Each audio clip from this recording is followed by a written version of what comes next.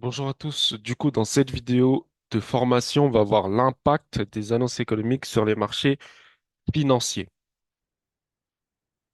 Donc là, le sommaire de la formation, introduction aux annonces économiques, compréhension des principaux indicateurs économiques tels que le PIB, l'inflation, taux de chômage, etc. Le rôle des banques centrales et des politiques monétaires qui est vraiment important à maîtriser comme sujet. Ensuite, on va voir le type d'annonces économiques et leur impact. Donc, on va voir tout ce qui est les annonces les plus influentes, telles que les taux d'intérêt, les rapports sur l'emploi, l'inflation, etc. Donc, ça, c'est un module vraiment très important à suivre. Ensuite, on va voir comment les marchés financiers réagissent aux différentes annonces. Le module 3, c'est analyse fondamentale des annonces économiques, interprétation des données économiques pour prédire les mouvements de marché. Donc ça, c'est vraiment clé. Donc si vous voulez prédire en fonction du résultat de l'annonce ce que le marché a le plus de chances de faire, bah, il faut absolument maîtriser ça. Analyse des attentes du marché versus réalité et leur impact. Donc ça, lorsque en fait le marché il attend quelque chose et que la réalité est différente, quel est l'impact? Le module 4, étude de cas d'annonces économiques récentes. Donc, on va voir analyse d'événements passés comme les décisions de la Fed, la BCE ou des statistiques économiques importantes. Comment ces annonces ont affecté les marchés et les leçons à tirer pour exploser dans votre trading.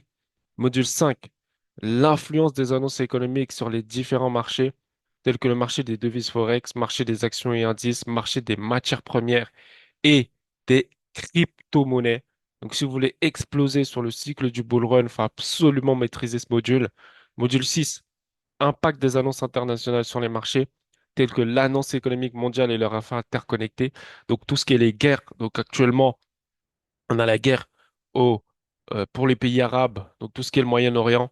Quel est l'impact? Là, vraiment, c'est clé, décisif, surtout dans la période qu'on traverse aujourd'hui. Si vous ne maîtrisez pas ce module, ça va être très, très compliqué de s'en sortir maintenant. Ensuite, on va voir les crises économiques. Donc, pour l'instant, on n'est pas dans cette situation, mais si ça arrive, quoi faire? Ensuite, on a les effets de la mondialisation sur la corrélation entre différents marchés.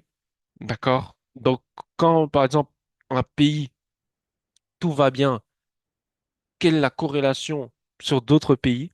Ça, on va voir dans le module 6. Du coup, on commence tout de suite par introduction aux annonces économiques. Compréhension des principaux indicateurs économiques. On a tout ce qui est le PIB, qui est le produit intérieur brut. On a l'inflation, on a le taux de chômage, et etc. On va tout voir dans ce module. On commence par le produit intérieur brut, qui est le PIB, qui mesure la valeur totale des biens et services produits dans un pays sur une période donnée. C'est l'indicateur principal de la santé économique d'un pays. Je m'arrête juste ici.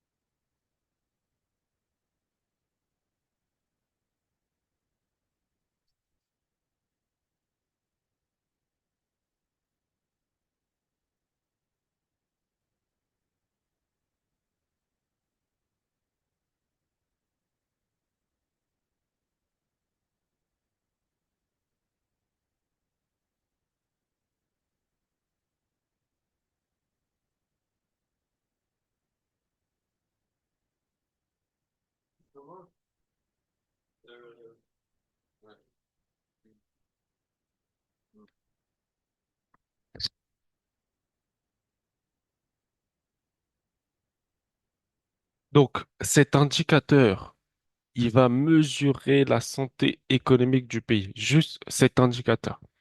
Donc, si vous avez le PIB qui sort et que le PIB est négatif ou positif, il faut absolument savoir comment vous allez traiter cette annonce. Donc, on va voir impact sur les marchés. Une hausse du PIB signale une économie en croissance, ce qui est généralement positif pour les marchés boursiers et les devises. Quand on dit positif, c'est-à-dire achat, ok, achat pour les marchés boursiers et les devises. À l'inverse, une baisse ou une contraction du PIB peut indiquer une récession entraînant une baisse des actions et des devises. Je vais m'arrêter ici pour vous expliquer bien, de manière macro, qu'est-ce que le PIB. Alors, le PIB, c'est la consommation. D'accord? C'est la consommation de biens et de services. Quand on a une hausse du PIB, on a des choses et des facteurs qui déterminent cette hausse. Ça, voici les facteurs suivants. Donc, maîtrisez-les. Premier facteur qui détermine une hausse du PIB, c'est le nombre de personnes qui consomment dans ce pays.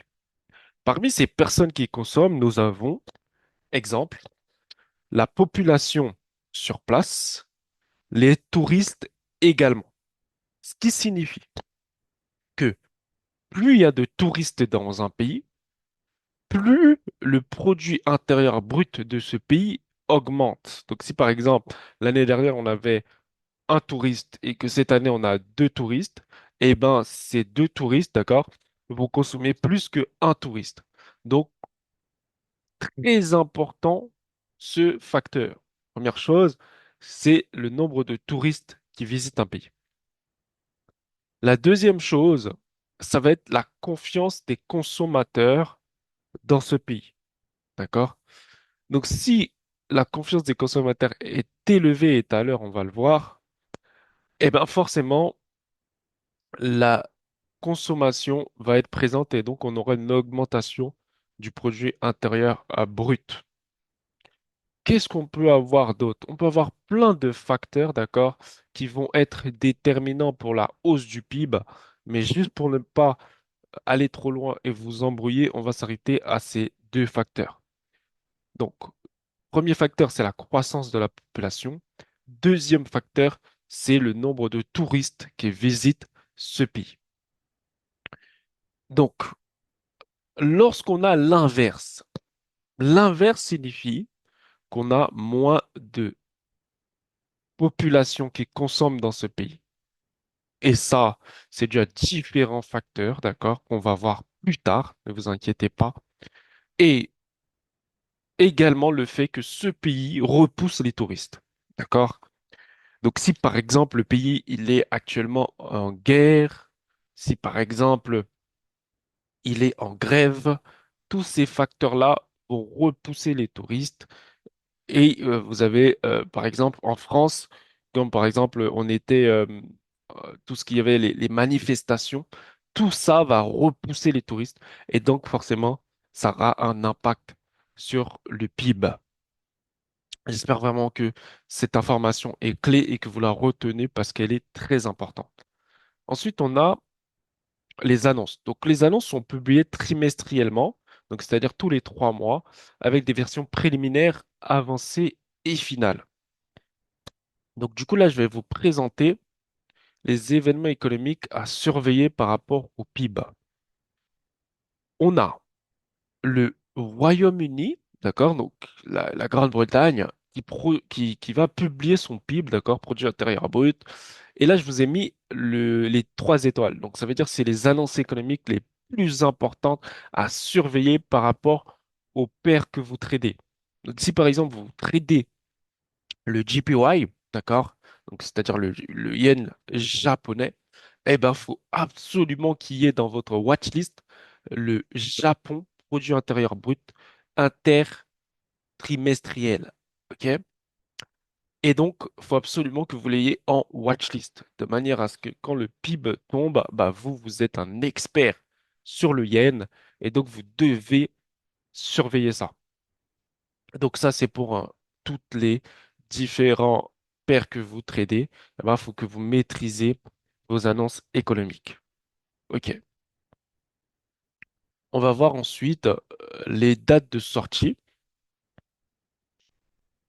Donc là, j'ai pris le PIB de États-Unis, ok, produit intérieur brut des États-Unis.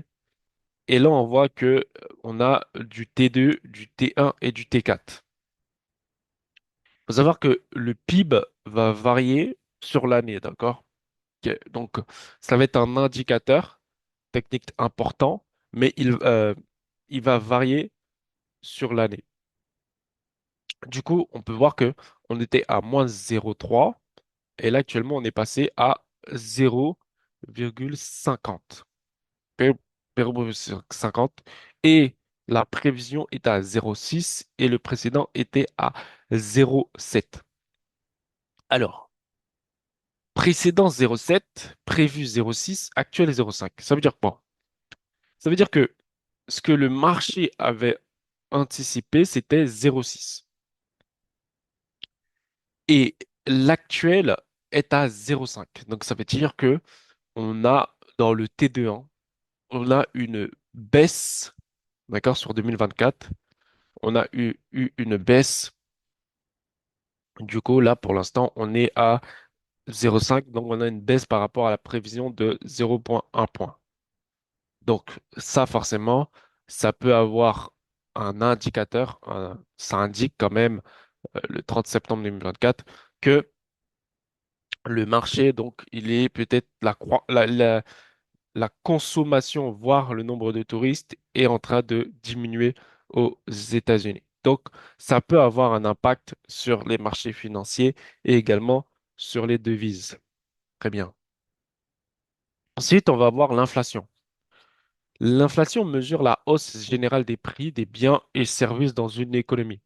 Donc, un niveau d'inflation modéré est signe d'une économie saine, mais une inflation trop élevée ou trop faible peut entraîner des perturbations économiques. Ça, c'est clé. Tout 2024, le sujet, c'est l'inflation. Tout 2024, le sujet, c'est l'inflation. C'est-à-dire que toutes les annonces, toutes les décisions, tous les mouvements du prix cette année ont vraiment tourné autour de l'inflation. Donc, les mesures courantes sont tout ce qui est l'IPC, donc l'indice des prix à la consommation. Ça mesure l'évolution des prix à la consommation pour un panier de biens représentatif. Donc, en gros, c'est très simple. En fait, on va prendre le panier de la ménagère, OK? Donc, qu'est-ce qu'elle achète? Tac, tac, tac, on met ça dans une liste. Et après, on va vérifier le mois précédent combien ça coûtait et le mois actuel combien ça coûte. OK? Donc, si par exemple son pain, elle le payait 50 centimes et que maintenant elle le paye 1 euro, bah, du coup, on a du coup une inflation. Ok. C'est-à-dire que le prix il a augmenté, elle paye plus cher son pain. Et ensuite, on a l'indice des prix à la production, donc qui mesure les changements de prix au niveau des producteurs. Ça, c'est clé. Très, très important. Pourquoi? Parce qu'en fait, un producteur, il achète de la matière première. Et si cette matière première, elle augmente, c'est-à-dire qu'il y a une inflation sur cette matière première, eh ben forcément, il va représenter ce prix lorsqu'il va vendre le produit. Du coup, il y aura une augmentation sur l'IPC. Donc, quand l'IPP augmente, on peut s'attendre que l'IPC augmente également. Quand l'IPP baisse, on peut s'attendre que l'IPC baisse également. C'est lié, hein, parce que tout simplement, les consommateurs, ils achètent chez les producteurs. Et les producteurs, ils achètent également chez les producteurs. Du coup, vu que le prix des producteurs augmente, bah, ça impacte toute la chaîne. J'espère que vous maîtrisez ça et que vous comprenez ça. Ensuite, on va voir l'impact sur les marchés. Donc, une inflation élevée pousse souvent les banques centrales à relever les taux d'intérêt pour la contrôler, ce qui peut affecter négativement les actions, tout ce qui est indice, ok, mais également les crypto-monnaies. Ça peut, par contre, renforcer les devises. Et d'ailleurs, il faut que je vous explique pourquoi ça renforce les devises. En fait, une devise est basée sur une question d'offre et de demande.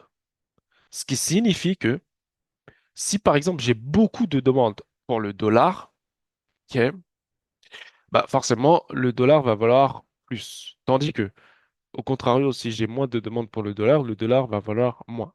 Parce qu'il y a une différence entre l'offre et la demande. Il faut savoir qu'aujourd'hui, on va le voir plus tard sûrement, la masse monétaire est en croissance positive. C'est-à-dire que les banques n'arrêtent pas d'imprimer de l'argent. Du coup, ils sont en train de dévaluer leur monnaie. Ok. Plus une banque imprime d'argent, plus elle crée du coup ce qu'on appelle l'offre. Et donc, par rapport à ça, la demande, d'accord, ne fait pas poids. Donc, vu que la demande ne fait pas poids, on a une diminution de la valeur monétaire. C'est comme si je vous explique, admettons, j'ai 100 dollars de disponibles et j'ai 200 euros de disponibles. Ok. Donc j'ai plus d'euros que de dollars de disponibles. Du coup, par rapport à l'offre et la demande, du coup, j'ai plus d'euros de disponibles que de dollars. Donc forcément, ça va jouer sur le prix de l'euro-dollar. Ok. Sauf qu'aujourd'hui, pour parler du cas actuel, on a 200 dollars de disponibles pour 100 euros de disponibles. Donc forcément, aujourd'hui, l'euro vaut plus que le dollar parce qu'il y a moins d'euros en circulation qu'il y a de dollars en circulation. Je m'arrête ici. Ok. Donc, maîtrisez ça. Il y a cette corrélation. Je vais répéter, hein.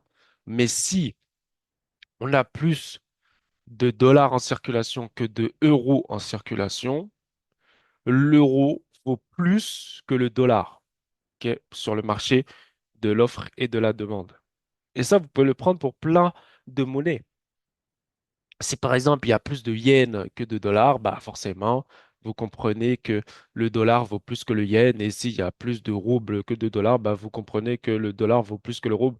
Ça, c'est vraiment maîtriser en fait cette partie de l'inflation monétaire. Ok. Parce qu'il y a différents types d'inflation. Il y a l'inflation sur le prix, mais il y a également l'inflation monétaire. OK? Donc ça, c'est clé et ça à maîtriser. Du coup, par rapport à ça, je vais vous parler de l'inflation sur les actions. OK? Hmm, Est-ce que vous m'entendez? Ah, c'est bizarre.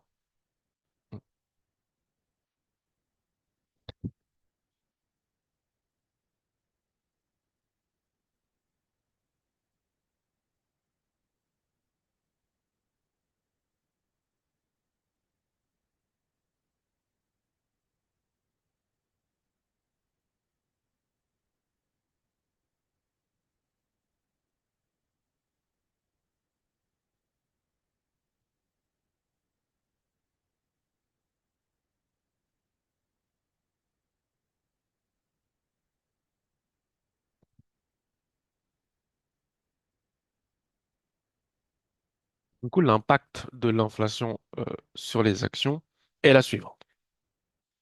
On a la masse monétaire des États-Unis, par exemple. Si la masse monétaire des États-Unis augmente, ça veut dire qu'il y a plus d'argent en circulation. S'il y a plus d'argent en circulation, ça signifie donc que on va dire les grosses institutions financières ont plus d'argent à capter. Et vu qu'ils ont plus d'argent à capter et qu'ils doivent travailler cet argent, parce que s'ils ne travaillent pas cet argent, eh ben, ils vont diminuer en fait. Et en fait, chaque année, ils vont perdre cet argent à cause de l'inflation. Du coup, plus il y a d'argent créé, plus ils vont investir cet argent sur les marchés financiers, tels que l'immobilier, la bourse et les crypto-monnaies. D'ailleurs, c'est pour ça que quand on a eu la masse monétaire M2 qui a augmenté, on a les crypto-monnaies qui ont suivi, mais pas que. On a l'immobilier qui a suivi, d'accord? Il faut savoir que la masse monétaire M2, si vous tapez ça sur Internet, ça augmente depuis facile 15 à 20 ans. Ok. Donc si vous regardez en même temps l'immobilier, bah, vous voyez que l'immobilier suit la même courbe. C'est-à-dire quand la masse monétaire M2 augmente, l'immobilier également augmente. Ok. Donc, c'est très relié les deux. D'accord? Et on va voir dans les autres modules ça plus en profondeur. Mais juste, on s'arrête aujourd'hui par rapport à l'inflation. Donc, ça agit sur les actions. Ok. Plus on a d'argent imprimé, plus on va avoir d'actions, l'action monte, et plus on a l'inflation qui monte sur les prix à la consommation et également sur les prix à la production. Donc tout est relié en fait. C'est pour ça que c'est très facile de comprendre le fondamental, parce que tout est relié. Du coup, on va parler d'une faible inflation maintenant. Donc, c'est une déflation. Donc, ça peut conduire à des politiques de relance avec des effets opposés. Alors, quand on parle de politique de relance, tout à l'heure, on va le voir, hein, ne vous inquiétez pas, mais ça va être tout ce qui est, par exemple, les taux d'intérêt. D'accord? Donc, lorsque les taux d'intérêt ils vont augmenter ou baisser, bah, ça aura un rôle sur l'inflation, pour contrôler l'inflation. Et ça, on va le voir tout à l'heure. Juste une chose à retenir, c'est que l'inflation, c'est la création monétaire. OK? Parce que oui, on vous dit que l'inflation, c'est le fait que les prix augmentent, etc. Bon, ça, c'est dans la définition. Mais l'inflation, c'est juste la création monétaire. Plus il y a d'argent créé, plus il y a d'inflation créée. Sans création monétaire, l'inflation n'existerait pas. OK. Sauf que, pourquoi, vous allez vous dire, mais pourquoi il crée l'inflation? Alors, l'inflation est créée par mécanisme. Mécanisme, ça veut dire quoi? Ça veut dire que plus un pays veut se développer, c'est comme une entreprise en fait. Plus un pays veut se développer, bah, plus il va créer d'argent qu'il va envoyer dans son économie pour que cet argent puisse à nouveau permettre en fait de développer son économie. Ok. Donc, si par exemple vous avez une entreprise et que vous souhaitez développer votre entreprise, bah, vous allez lever des fonds, donc création monétaire, pour que vous puissiez plus investir dans les ressources humaines, dans la production, etc. Donc voilà, c'est un long sujet l'inflation, mais vous comprenez tous les différents aspects, mais il faut simplement se dire que tout est relié. Quel impact? Une faible inflation ou une déflation aura un impact du coup sur les actions. D'accord? Donc quand on dit impact sur les actions, ça veut dire que généralement, hein, quand les taux d'intérêt augmentent, les actions baissent. Parce que, comme je vous le répète encore, c'est un mécanisme. Lorsque l'inflation baisse, bah, on a la croissance économique qui ralentit. Et les banques ou les grosses institutions financières, du coup, ont moins d'argent à injecter dans les produits boursiers et les produits financiers. Du coup, on aura un impact sur les crypto-monnaies, on aura un impact sur les actions, on a un impact sur tout ce qui est les matières premières, tout simplement parce que lorsqu'on a moins d'argent, bah, il y a moins d'argent dans l'immobilier également. Ah oui, il y a l'immobilier que j'ai oublié de préciser. On aura une baisse de l'immobilier. OK? Donc, si on a une baisse de l'immobilier, bah, on a une baisse de tout ce qui suit, qui est une baisse de la consommation, baisse des prix à la production, baisse des, des, des actions, baisse des indices, baisse des... Tout, tout ça, ça baisse en fait. Du coup, quand par exemple l'inflation sort par rapport à les chiffres et dit que on va avoir une baisse de l'inflation, bah, vous devez comprendre que c'est un signal pour vous que tout ce qui est le risk on, donc tout ce qui risk on, c'est quoi? C'est matières premières, indices, crypto-monnaies vont chuter. On s'arrête là. Donc c'est une annonce qui est publiée mensuellement.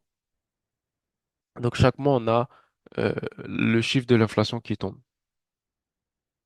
Donc là, on voit que par rapport aux événements économiques, on a l'indice des prix à la consommation, donc l'IPC sur chaque pays. Et là, je vous ai mis le top 3, d'accord, en termes d'étoiles. Et là, vous pouvez vous dire que chaque paire que vous tradez, bah, faut absolument avoir en watchlist. Donc là,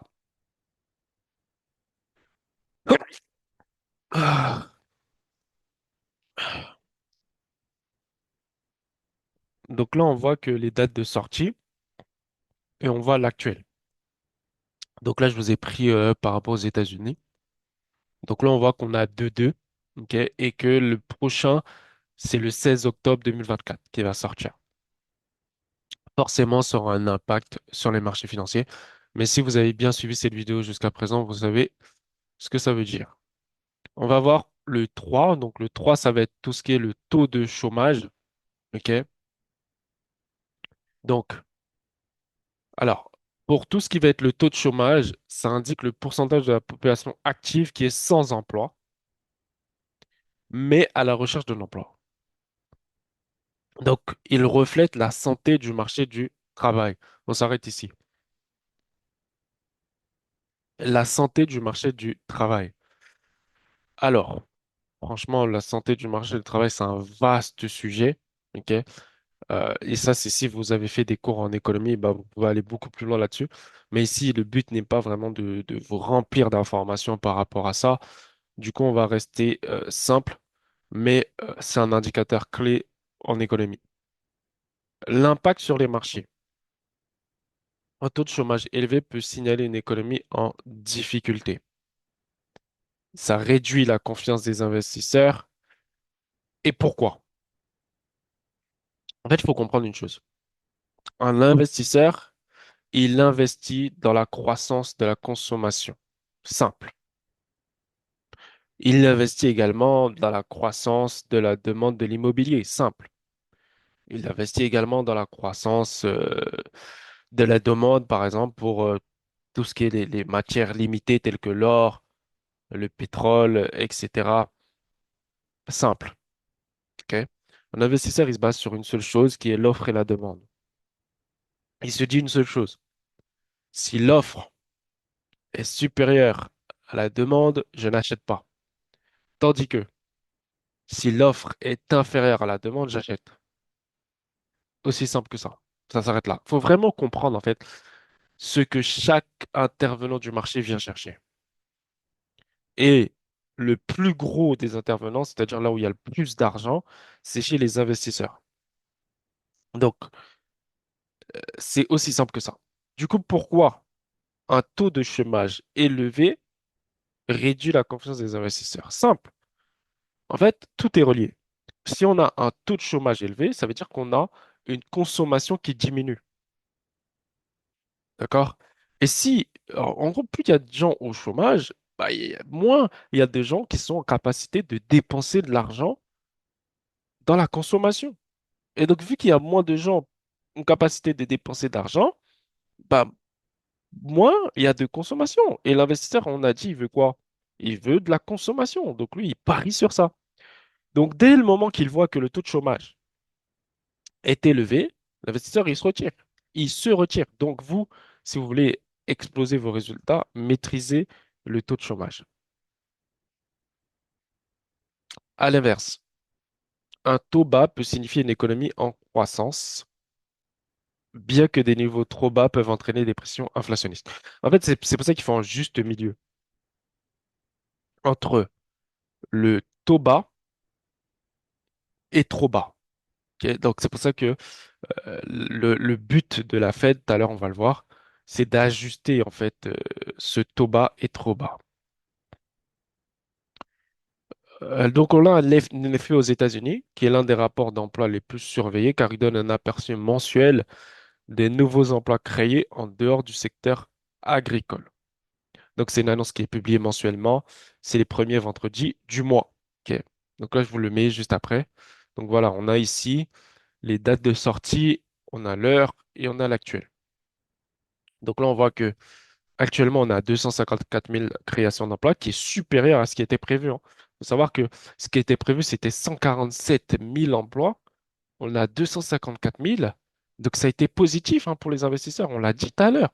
Plus il y a de personnes qui travaillent et plus il y a de consommation. Donc plus l'investisseur va être intéressé à acheter. Ok. Donc voilà. Je voulais juste revenir sur quelque chose. Ah, ok. Je pense que... Ok, ok, d'accord. Donc là, en fait, on n'a pas eu le... Là, on a eu l'NFP, d'accord, le Non-Farm Payroll. Le taux de chômage, c'est vraiment, en fait, calculé par rapport à ça, hein. Donc, c'est-à-dire, en fait, ils vont faire un delta entre les 254 000 et le total de personnes au chômage et ensuite ça va donner un pourcentage qui est le taux de chômage. Ensuite, ces chiffres sont illustrés. Donc là, je vous ai pris un article. Donc, ces chiffres ont illustré un état plus solide du marché de l'emploi américain par rapport à ce que le marché s'imaginait. Du coup, justement, le marché, il avait prévu 147 000. On est sorti à 254 000 créations d'emplois. D'accord? Donc, on a plus de créations d'emplois que de prévu. Et donc, c'est-à-dire le marché, en fait, il a créé 254 000 emplois, alors que les économistes prévoyaient une création de 147 000 emplois. Et qu'il a créé presque le double, quoi. Donc, ça montre que les entreprises ont confiance au marché. Ça montre que les entreprises euh, sont positives par rapport, ils sont optimistes en fait. Et que pour eux, la consommation va continuer à augmenter. Donc voilà. Donc ces données, ils ont altéré la vision du marché et ont poussé les investisseurs à revoir leur position à la hausse, ok, sur plusieurs marchés. Parce qu'en fait, pour vous expliquer, on avait eu trois. Donc là, vous voyez 114 et 142, c'est rouge. Donc ça veut dire c'est négatif, d'accord? Négatif pour les investisseurs, hein, parce que les choses principaux et tout ça, c'est basé pour les investisseurs. Hein, c'est pas pour les particuliers. Les particuliers, ils sont pas sur les marchés. C'est vraiment pour les investisseurs. Et du coup, quand les investisseurs ils voient du rouge ici et rouge ici, bah, ça veut dire que c'est négatif pour eux. D'accord? Donc eux, ils vont quoi? Ils vont vendre leurs actions. Ok. Et donc, c'est pour ça que on a une chute des actions. D'accord. Donc, en réaction, la volatilité elle a augmenté et les attentes de baisse de taux moins rapides ont poussé les rendements des bons du Trésor américain vers le haut. Donc, le dollar US a suivi et s'est apprécié face à l'euro et le marché de l'or s'est replié face à une possibilité de taux plus élevé que prévu. Oui, ça a un impact sur l'or, mais également sur les crypto-monnaies et également sur les indices. Alors, ça va être positif pour les indices, ça peut être négatif pour l'or, et ça peut être, pour les crypto-monnaies, ça peut être à la fois positif et à la fois négatif. Faut voir. Pourquoi? Parce qu'en fait, plus il y a de personnes qui travaillent, plus il y a de personnes qui sont susceptibles d'investir dans les crypto-monnaies, d'accord? Tandis que l'or, c'est une valeur refuge, d'accord? Donc en fait, l'or, c'est plus quelque chose quand l'économie est instable, on ne sait pas où on va, etc. On ne sait pas quelle décision prendre, du coup, on se replie sur l'or. Ok. Tandis que quand on a des indications claires, l'or va souffrir beaucoup plus d'augmentation. Et donc, ça, c'est clé à maîtriser parce que vous comprenez tout de suite, en fait, pourquoi l'or augmente, pourquoi l'or baisse et pourquoi l'or stagne. OK? Donc, par rapport justement, juste à ça, juste par rapport à la création d'emplois par mois. Par contre, le S&P 500 a tiré son épingle du jeu et a bénéficié de la bonne nouvelle sur l'état du marché de l'emploi. Pourquoi? Parce que tout simplement, le S&P 500, c'est la consommation. Ok, on le résume à ça, fin. Et du coup, plus il y a de création d'emplois, plus il y a de augmentation de la consommation. Simple. Bien que le taux d'intérêt pourrait baisser moins vite qu'anticipé. Donc ça, on va le voir par la suite, les taux d'intérêt. Donc là, voilà, on parle justement des taux d'intérêt. Donc, les taux d'intérêt sont fixés par les banques centrales et influencent le coût du crédit dans l'économie. Le coût du crédit dans l'économie. Le taux directeur est l'un des principaux outils de politique monétaire. On va s'arrêter ici et je vais vous expliquer du coup le coût du crédit. En fait, il faut comprendre que vous avez la banque centrale et vous avez toutes les différentes banques. Donc, il y a les banques, tout ce qui est Chase, Morgan, Barclays, etc. Donc ça, c'est toutes les autres banques. Mais ça, c'est ce qu'on appelle des banques commerciales. Et ces banques commerciales vont avoir pour clients des particuliers. Mais la banque centrale a pour client les banques commerciales. Ok, donc, je reprends. La banque centrale a pour client les banques commerciales et les banques commerciales ont pour client les particuliers. D'accord? Donc ça, c'est la chaîne. Donc quand la banque centrale augmente le coût du crédit, ben, ça a une répercussion sur les banques commerciales qui vont devoir du coup augmenter le coût du crédit et ça va avoir une impactation sur les particuliers et les entreprises qui vont devoir payer plus cher leur crédit. Et donc, ça aura un impact sur la consommation, d'accord? Et donc, voilà la chaîne en fait. Donc, plus la banque centrale va augmenter les taux d'intérêt, et plus aura tendance à ralentir l'économie, puisque les particuliers et les entreprises vont payer plus cher leur crédit. Et donc, vu qu'ils payent plus cher leur crédit, ben, on va leur demander sûrement plus d'apports. Et donc, on a ce qu'on appelle l'offre et la demande. Et du coup, la demande va se réduire. Et vu que la demande se réduit, bah forcément, on aura un impact sur le ralentissement de l'économie. Donc, en rendant l'emprunt plus coûteux, ça peut peser sur les marchés boursiers. Donc, forcément, quand les taux d'intérêt augmentent, on a une baisse des marchés premiers, puisqu'on a on a une conséquence qui est une baisse de la consommation, hein, si vous avez retenu depuis le début. Donc, les S&P 500, Nasdaq vont chuter, plus le taux d'intérêt augmente. À l'inverse, plus on a une baisse des taux d'intérêt, bah, plus S&P 500, Nasdaq augmente et plus les crypto-monnaies augmentent également, ça peut vous aider, et plus également l'or va augmenter. Et donc, c'est ce qu'on appelle le risk-on. Donc, le risk-on, bah, ce que j'ai dit, c'est matières premières, l'or, d'accord, tous les matières premières, les indices, donc les actions, et les crypto-monnaies. Ça, c'est le risk-on. Ok, donc on a pu voir ça. Et quand les baisses de taux, donc c'est-à-dire quand les taux baissent, ben on a le ralentissement de l'économie, du coup ralentissement de la consommation, et donc on a une baisse bah, de tout ce qui est le risk-on, du coup on passe en risk-off, du coup on va vendre ces crypto-monnaies, on va vendre les actions, les indices, du coup, et on va vendre les matières premières. Alors, donc ça affaiblit généralement les devises, donc tout ce qui est GBP, tout ça, on va avoir un affaiblissement général des devises. Et ça, si vous avez suivi le PIB, bah, le PIB, c'est relié aux devises, hein. Donc, vous comprenez maintenant pourquoi, quand on a les taux d'intérêt qui baissent, bah, forcément, on va avoir une baisse des devises puisqu'on a une baisse de la demande de la consommation qui va impacter forcément la demande des devises. Bah, par exemple, si je veux consommer, c'est-à-dire acheter un bien immobilier, bah, il me faut de l'euro. Du coup, je vais demander de l'euro au marché. Tandis que si on a un affaiblissement donc de cette demande, ben forcément on a moins les devises en fait sont tout simplement moins demandées. Donc c'est une annonce qui est publiée par les banques centrales lors de réunions périodiques.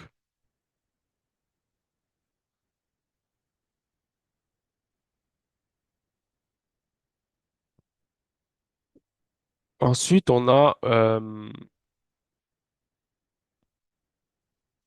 les différents taux d'intérêt, d'accord? Donc ils vont avoir un impact.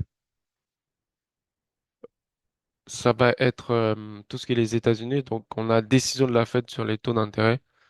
Et ensuite, on va voir donc les chiffres. Donc là, on est à 5% d'actuel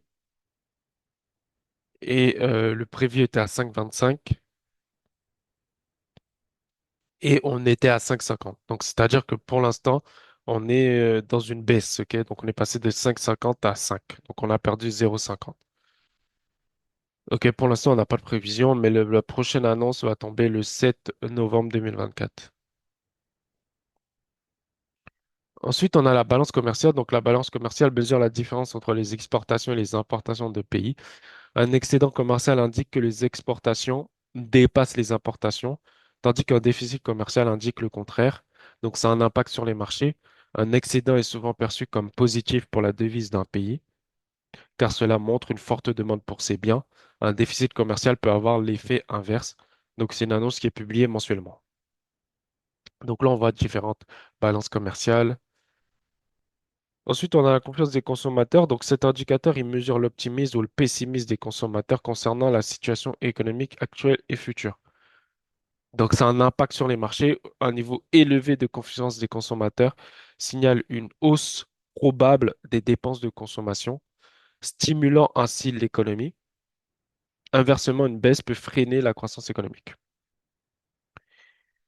Ok, donc faut maîtriser ça. Du coup, on va avoir élevé et on va avoir baisse. Du coup, par exemple, là, on a les différents indicateurs à surveiller et on va voir ici augmentation et baisse. Donc, par exemple, là, on voit que vert, ça veut dire augmentation, rouge, ça veut dire baisse. Ok, donc là, on avait une augmentation que du vert, vert, vert, vert, vert. Et là, le 24 septembre 2024, on a eu du rouge. Du coup, on a eu une baisse. Ok. Donc, par rapport à ce qui est dit, lorsqu'on a une baisse, ça freine la croissance économique. Donc, c'est pour ça que les indices vont baisser. Ok. En vente au détail, donc cet indicateur mesure les ventes des biens et services au niveau du commerce de détail. Donc, il a un bon indicateur des dépenses des consommateurs. Impact sur les marchés, donc des ventes au détail en hausse sont souvent positives pour les marchés financiers. Ça signale une demande accrue, ce qui soutient la croissance économique. À l'inverse, une baisse des ventes peut indiquer un ralentissement économique. Donc ça, c'est quelque chose qui est publié mensuellement. Et du coup là, on a voilà les ventes au détail positif. Ça veut dire que c'est une demande accrue. Donc on a du risk-on. Négatif, on a du risk-off. Ok. Si vous avez écouté depuis le début, vous savez c'est quoi le risk-on, qu'est-ce que vous devez faire. Et quand c'est du risk-off, qu'est-ce que vous devez faire. Indice PMI. Donc ça, c'est les PMI, ça mesure l'activité des directeurs d'achat dans les secteurs manufacturiers et des services. Donc ils fournissent un indicateur avancé des conditions économiques. Indicateur avancé des conditions économiques. Oui, quand le PMI tombe, ça indique déjà la condition économique. Impact sur les marchés. Un PMI au-dessus de 50, ça indique une expansion de l'activité économique, tandis qu'un PMI en dessous de 50 indique une contraction. Donc, on parle toujours de risk-on, risk-off. Quand on a un PMI au-dessus de 50, on est en risk-on. Quand on a un PMI en dessous de 50, on est en risk-off. Donc, ces indicateurs sont souvent suivis de près pour détecter les tendances économiques. Donc, ça, c'est publié mensuellement. Du coup, là, je vous ai mis toutes les différentes annonces à surveiller. On a ici un exemple des chiffres. Du coup, là, on est en vert, vert, et on est en noir. Du coup, on est en neutre. Du coup, vert, vert, bah, c'est tout simplement, c'est positif. Ok, donc, risk on, risk on. Donc, on a eu 2 fois du risk on. Quand c'est en rouge, ça veut dire que c'est du risk off. Du coup, voilà, c'est tout pour cette formation. J'espère que vous avez apprécié. J'espère que vous avez appris des choses. Dites-moi en commentaire ce que vous avez apprécié et du coup, ce que vous voulez qu'on voit la prochaine fois. Je vais juste vous parler en fait de la suite. Du coup, la suite, c'est quoi? C'est tout simplement, on va parler du rôle des banques centrales et des politiques monétaires. Vous aurez juste le lien en description, d'accord, pour suivre la suite de cette formation.